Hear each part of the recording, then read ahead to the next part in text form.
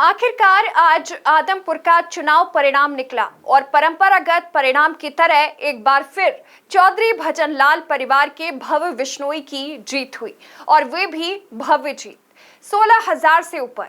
जिस तरह से चुनाव प्रचार चल रहा था उससे इतने अंतर से हार की भविष्यवाणी नहीं की जा सकती थी, लेकिन एक तरफ पूरी सरकार और चौधरी भजन लाल का बनाया गढ़ और दूसरी तरफ दुष्यंत चौटाला के शब्दों में थकी, मरी और गुटबाजी से लथपथ कांग्रेस।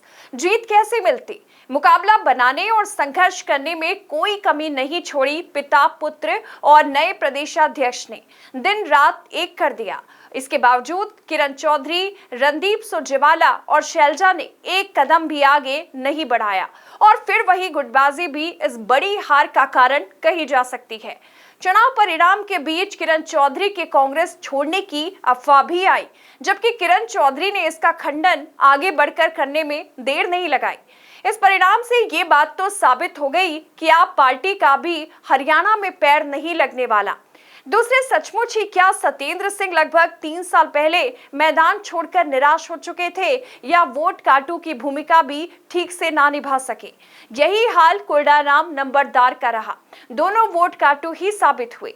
लड़ाई सिर्फ भाजपा, भव्य और चौधरी भजन लाल की विरासत की थी, जिसे कुलदीप ने अपने बेटे को सौंप दी। अब हो सकता है कि दादी जस्मा की बात सच हो जाए कि मंत्री भी बनाएंगे। ये भाजपा को देखना है। फिलहाल दल बल का बहुत बड़ा मुद्दा रहा और विकास की उपेक्षा भी रही।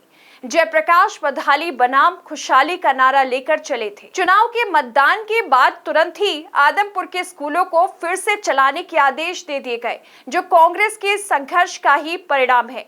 आखिर विपक्ष की बात मानी और ये जीत एक प्रकार से जीवन दान है और ये संकेत लगातार मिलते रहे कि इस बार तो सरकार में हम 24 साल बाद शामिल होंगे और अपने काम करवाएंगे। अगर फिर भी जनता के बीच नहीं आए तो अगले चुनाव में गांव में घुसने भी ना देंगे। ये बहुत बड़ी चुनौती है। विरासत को संभाले रखने के लिए और लोगों के बीच रहना होगा। दादा, दादी, बेटा और बहू के साथ जनता ने पोते को भी विधायक बना दिया। ये जादू बरकरार रखना है तो जनता की आवाज सुननी होगी।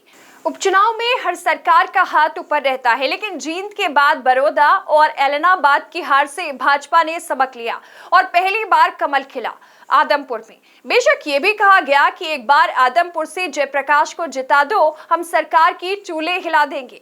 दूसरी ओर मुख्यमंत्री मनोहर लाल ने कहा कि एक बार भव्य का हाथ मुझे पकड़ा दो, मैं पिछले 24 साल की कहर निकाल दूंगा। एक तरफ कहा गया कि मनोहर लाल जिस कुलदीप को सबसे निकम्मा विधायक कहकर गए थे, उसी के बेटे के हक में वोट कैसे मांगेंगे। दूसरी ओर मनोहर लाल ने जवाब दिया कि सन 2005 में जो धोखा हुआ उसके बाद वोट कैसे मांग रहे हो। इस धोखे का बदला लेने का समय है। अब इतने बयानों के बीच आदमपुर का चुनाव लड़ा गया और आखिरकार एक युवा और नए चेहरे को मौका मिला। जयप्रकाश को बाहरी प्रत्याशी कहा जाता रहा और अब सवाल पूछा जा रहा है कि अगला चुनाव कलायत से लड़ेंगे या आदमपुर से। बहुत ही चुनौतियां दी जाती रही और बहुत से मुद्दे उठाए जाते रहे। अभी इस परिणाम के बाद कुछ दिनों तक और भी चुनौतियां दी जाती रहेंगी और भी मुद्दे उठते रहेंगे। कांग्रेस को अपनी गुटबाजी की कोई दवा खोजनी होगी और एक बार फिर नए प्रदेशाध्यक्ष राष्ट्रीय अध्यक्ष के सामने खाली हाथ जाएंगे। हाईकमान द्वारा खुले हाथ देने की आलोचना विरोधी करेंगे, लेकिन अपनी कारगुजारी नहीं बताएंगे। कांग्रेस भीतरघात की शिकार होती रहेगी या कभी भारत जोड़ो के बजाय कांग्रेस जोड़ो यात्रा की सख्त जरूरत है। अभी भी नहीं संभले तो सन 2024 में सत्ता में कैसे लौटेंगे? एनवी न्यूज के लिए कमलेश भारती की रिपोर्ट।